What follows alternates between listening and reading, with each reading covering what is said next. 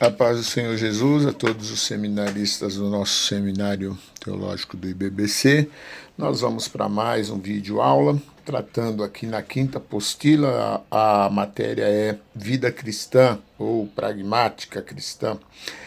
A introdução, vamos para a introdução. A introdução da disciplina de Vida Cristã no currículo programático do IBBC sem dúvida, um direcionamento de Deus. Vivemos um tempo em que está em moda ser cristão, mas poucos são os que verdadeiramente vivem a fé cristã. Muitos se dizem cristãos por terem nascido em uma família cristã, outros por terem recebido o sacramento do batismo, outros por serem meros frequentadores de cultos cristãos, mas nenhuma dessas alternativas constitui essencialmente um cristão ou uma vida cristã. Desenvolvemos essa disciplina pensando na introdução que o apóstolo Paulo dá ao jovem Timóteo. Tem cuidado de ti mesmo e da doutrina. 1 Timóteo 4,16. Se Timóteo seguisse a orientação de Paulo, a garantia seria que ele mesmo se salvaria e salvaria os seus ouvintes. A vida cristã é muito mais que palavras vazias. Ela tem que produzir resultados efetivos. O testemunho pessoal pautado pela doutrina bíblica é o que traz real sentido à vida cristã. Portanto, vida cristã não é viver religiosamente, mas é o próprio Cristo vivendo em nós. A fim de esclarecer um pouco mais o que é a vida cristã, dividimos o conteúdo dessa disciplina em 4 partes. A parte 1, o que é vida cristã? Nesse tópico, pretendemos esclarecer o sentido da vida cristã. 2, o que é ser cristão? Jamais viveremos a vida cristã sem saber o que significa ser um cristão. Aqui verificaremos, além do que é ser cristão, o que não é ser cristão. 3. O princípio da vida cristã. Ela deve ser pautada por andar no Espírito, mas isto identificaremos, identificaremos conceitos básicos para se andar no Espírito. 4. As bases da vida cristã. Trataremos aqui do papel da oração, da palavra de Deus e do jejum na vida cristã.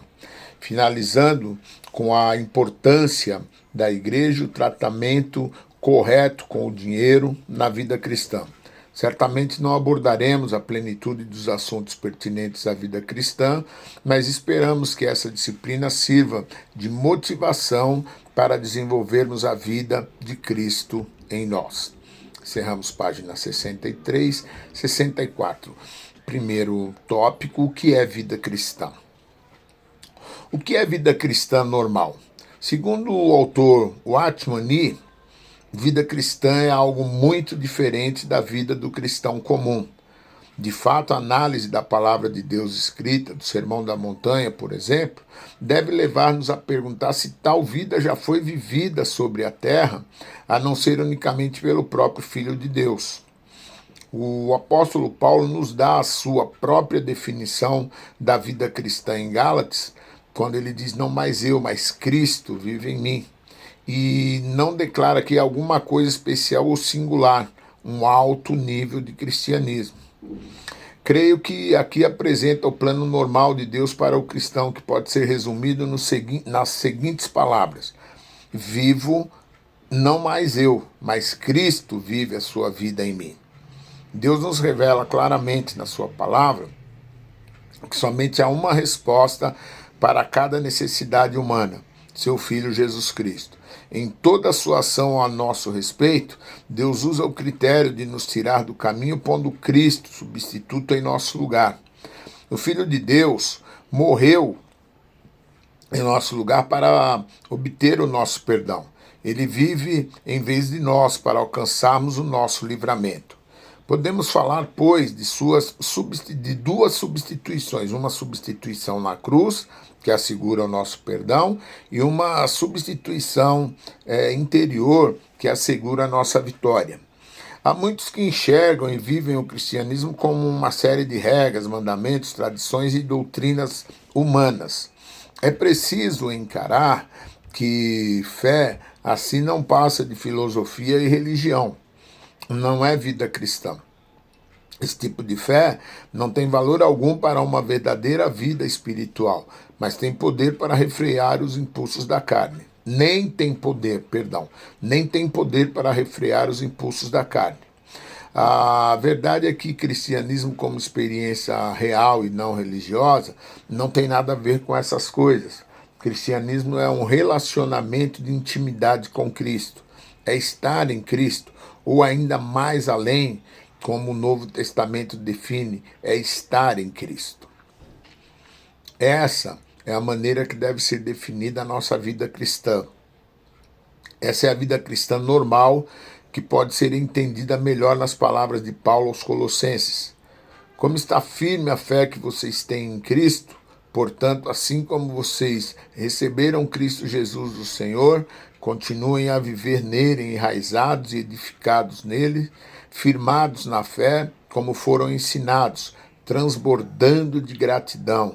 Tenham cuidado para que ninguém os escravize a filosofias vãs e enganosas, que se fundamentam nas tradições humanas e nos princípios elementares do mundo, e não em Cristo, pois em Cristo habita corporalmente toda a plenitude da divindade, e porém nele, e por estarem nele, que é o cabeça de todo poder e autoridade, vocês receberão a plenitude.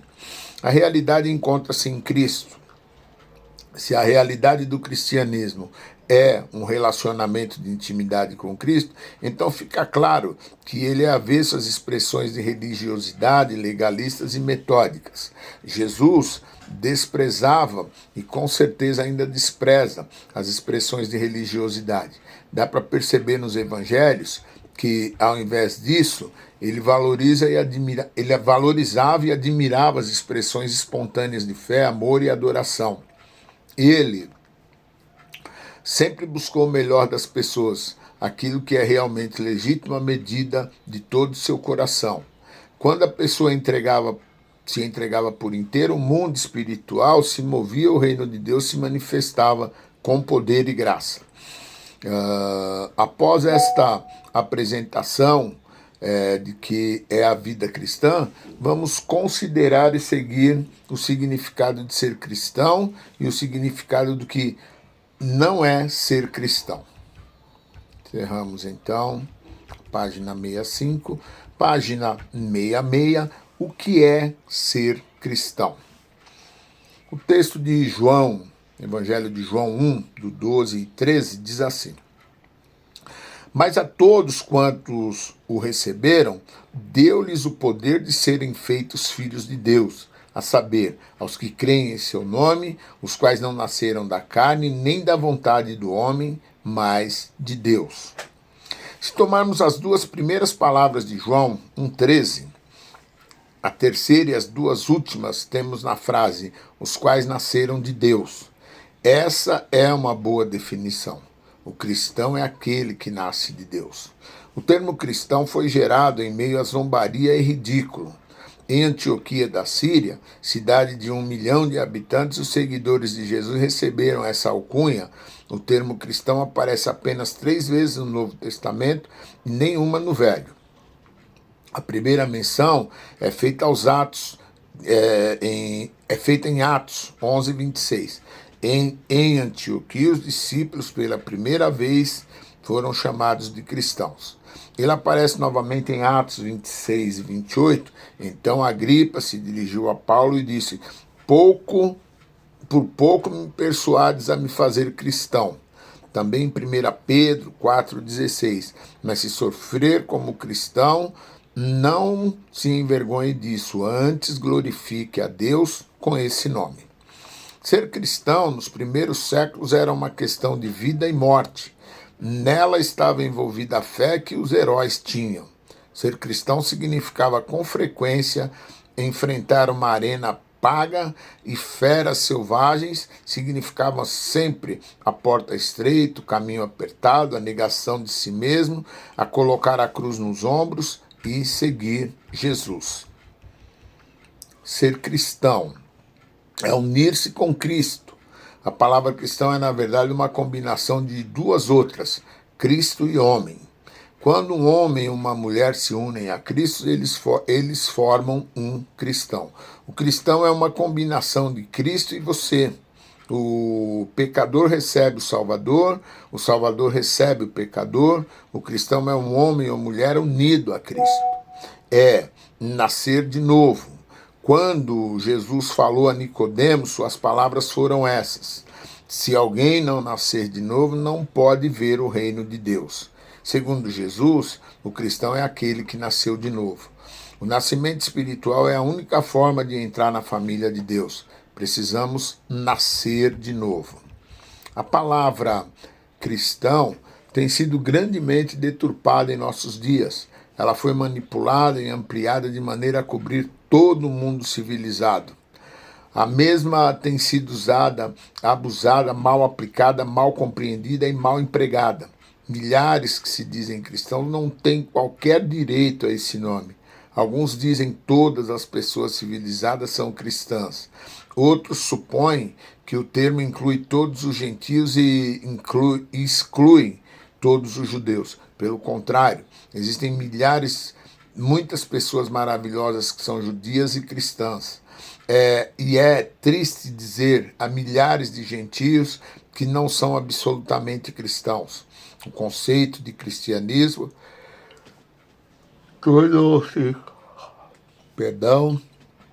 tornou-se tão deturpado que milhões não conhecem a diferença que existe entre a regeneração espiritual e a simples profissão religiosa. Ninguém tem o direito de dizer sou cristão enquanto não tiver sido perdoado. Você pergunta, mas por quê? Porque a Bíblia ensina que todos pecaram. A justiça e santidade de Deus exigem que seja paga a penalidade pelo pecado. Jesus, o Filho de Deus, morreu voluntariamente para expiar os pecados de toda a humanidade. Quando alguém recebe a Cristo pela fé, então, e somente então, essa pessoa tem o poder ou direito legal de dizer-se filha de Deus. O apóstolo João nos disse: mas a todos quanto receberam, deu-lhes o poder de serem feitos filhos de Deus, a saber, aos que creem no seu nome. É receber a Cristo como Salvador. Receber a Cristo é ter fé nele, crendo que ele é filho de Deus, sem pecado, que morreu voluntariamente pelas nossas faltas, a fim de nos libertar da morte espiritual e do juízo, e para que tivéssemos a vida eterna. A questão crucial é esta: você já tomou essa decisão? Já recebeu a Jesus Cristo? Encerramos a página 67, página 68. O que o cristão não é? Às vezes compreendemos melhor o lado positivo de uma questão, considerando o seu lado negativo. O simples relacionamento com os remidos não traz a redenção. O mero parentesco com cristãos não faz de nós um cristão. A salvação de Deus não vem pela geração natural. Deus não tem netos. O apóstolo João mostra 3 erros que existem ainda hoje, os quais não nasceram do sangue, nem da vontade da carne, nem da vontade do homem, mas de Deus. Então, o nascimento natural não faz de nós um cristão. Não nasceram do sangue.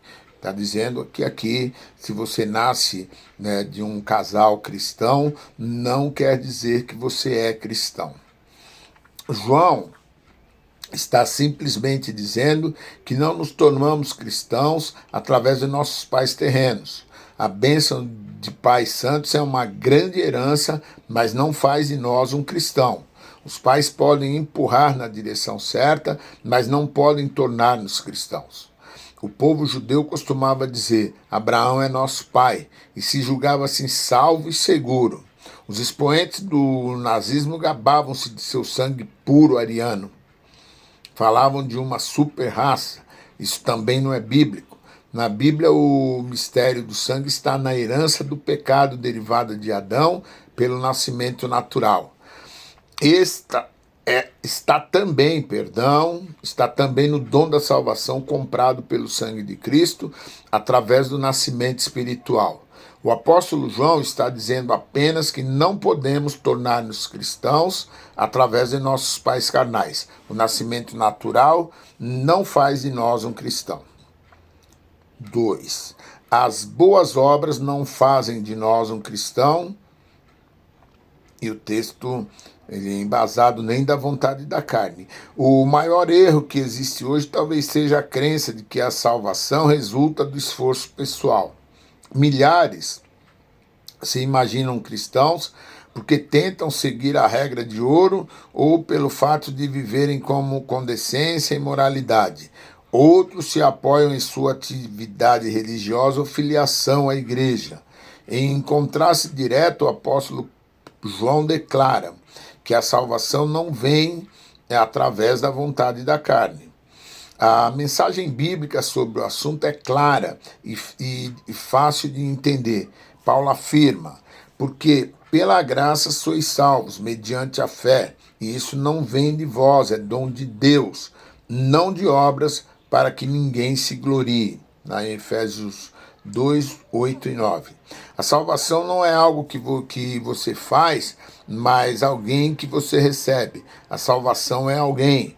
A salvação é Jesus Cristo. Seria mais fácil cavar um túnel entre as montanhas com uma colher de chá do que alcançar o céu pelo esforço próprio, pelo caráter ou pelas qualidades morais. A salvação é um oferecimento e não uma exigência. Ela não está baseada naquilo que eu faço, mas no que Jesus fez. Não nos tornamos cristãos subindo um por um os degraus das boas obras. Na verdade, acontece o oposto. Jesus Cristo desceu as escadas através da manjedoura da cruz de Belém, do Calvário, para encontrar-se conosco no nível em que estamos. As boas obras não fazem de nós um cristão. 3. Os sacramentos religiosos não fazem de nós um cristão, nem da vontade do homem. Há algumas pessoas que se alicerçam na ordenança do batismo em lugar da fé em Cristo. Homem algum pode fazer de você um cristão, não importa quão importante ou piedoso ele seja. A ideia errada de que um líder religioso qualquer pode fazer de alguém um cristão através de um ato religioso é contrária à palavra de Deus. Nenhuma ordenança da igreja, por mais importante que seja, pode perdoar pecados.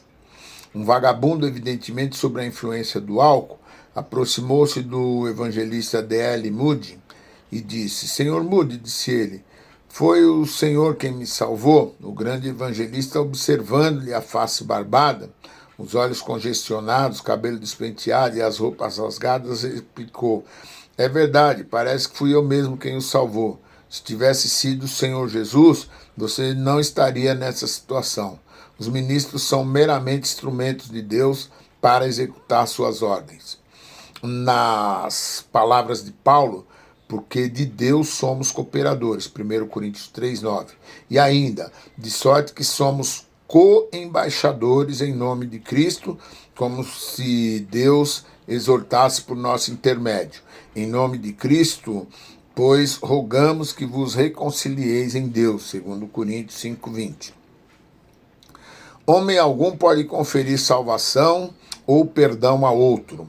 Ser cristão é muito mais do que crer em certas doutrinas ou submeter-se a qualquer ordenança. É receber a Cristo.